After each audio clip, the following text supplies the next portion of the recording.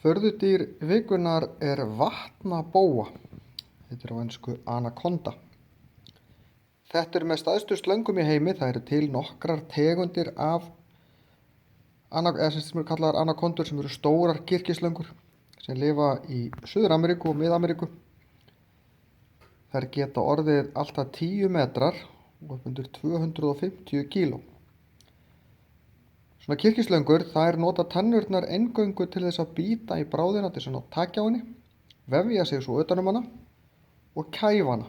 Það er sem sagt hald utan um hana, þá er dýrið að reyna að anda og í hvert skipti sem dýrið andar frá sér, þá herðir slangan að og þannig smám saman verður ekkert loft eftir í lungunum og dýrið annað hvort deyr eða missir meðvitund.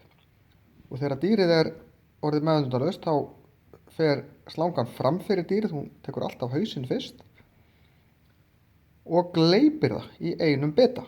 En það getur tekið marga klukkutíma ef þetta er stórt dýr.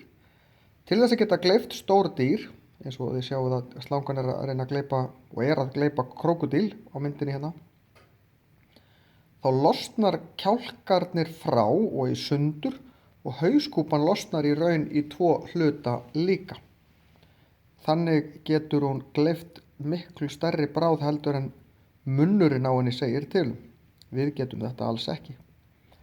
Ef hún nær að borða svona stóra bráð, þá er hún marga mánuði, jafnvel upp undir ár, að melta hana. Það er þess vegna ekkert að borða. Liggur mest bara á meltunni. En þær geta orðið alltaf 25 ára gamlar.